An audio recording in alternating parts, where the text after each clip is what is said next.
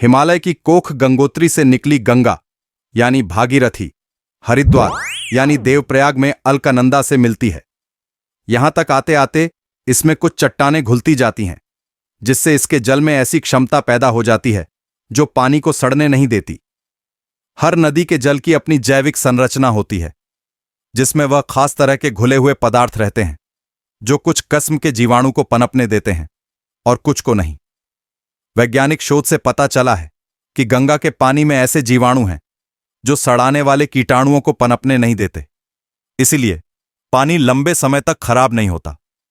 वैज्ञानिक बताते हैं कि हरिद्वार में गोमुख गंगोत्री से आ रही गंगा के जल की गुणवत्ता पर इसलिए कोई दुष्प्रभाव नहीं पड़ता, क्योंकि यह हिमालय पर्वत पर उगी हुई अनेकों जीवनदायिनी उपयोगी जड़ी बूटियों, खनिज पदार्थों और लवणों को स्पर्श करता हुआ आता है। वैज्ञानिक शोध से पता चला है कि हिमालय की कोख गंगोत्री से निकली गंगा के जल का खराब नहीं होने के कई वैज्ञानिक कारण भी हैं।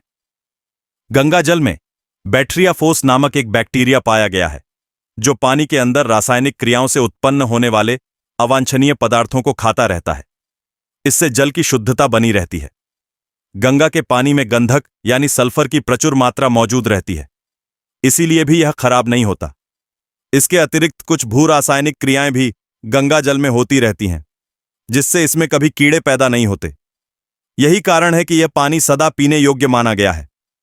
जैसे जैसे गंगा हरिद्वार से आगे अन्य शहरों की ओर बढ़ती जाती है, शहरों, नगर निगमों और खेतीबाड़ी का कूड़ा करकट तथा औद्योगिक रसायनों का मिश्रण गंगा में डाल दिया जाता है। वैज्ञानिक परीक्षणों से पता चला है कि गंगा जल से स्नान करने तथा गंगा जल को पीने से हैजा, प्लेग, मलेरिया तथा क्षय आदि रोगों के कीटाणु नष्ट हो जाते हैं। इस बात की पुष्टि के लिए एक बार डॉक्टर हैकिंस ब्रिटिश सरकार की ओर से गंगा जल से दूर होने वाले रोगों के परीक्षण के लिए आए थे। उन्होंने गंगा जल के परीक्षण के लिए गंगा जल में हैजे के कीटाणु डाले गए। हैजे के कीटाणु मात्र 6 घंटे में ही मर गए, और जब उन कीटाणुओं को साधारण पानी में रखा गया तो वह जीवित होकर अपने असंख्य में बढ़ गया। इस तरह देखा गया कि गंगा जल विभिन्न रोगों को दूर करने वाला जल है। फ्रांस के सुप्रसिद्ध वैज्ञानिक डॉक्टर हैरेन ने गंगा जल पर वर्षों अनुसंधान करके अपने प्रयोगों का विवरण शोध पत्रों के रूप में प्रस्तुत किया। उन्होंने आंत्रशोथ व हैजे से मरे अज्ञात लोगों के शवों को गंगा जल में ऐसे स्थान पर डाल दिया जहां कीटाणु तेजी से पनप सकते थे। डॉक्टर हैरेन को आश्चर्य हुआ कि कुछ दिनों के बाद इन शवों से आंत्रशोथ व हैजे के ही नहीं बल्कि अन्य कीटाणु भी गायब हो गए। उन्होंने गंगा जल से बैक्टीरिया सेपफेज नामक एक घटक निकाला जिसमें औषधीय गुण है। इंग्लैंड के जाने माने चिकित्सक ई नेल्सन ने गंगा जल पर अन्वेषण करते हुए लिखा कि इस जल में सड़ने वाले जीवाणु ही नहीं होते। उन्होंने महर्षि चरक को उद्धृत करते हुए लिखा कि गंगा जल सही मायने में पथ्य है।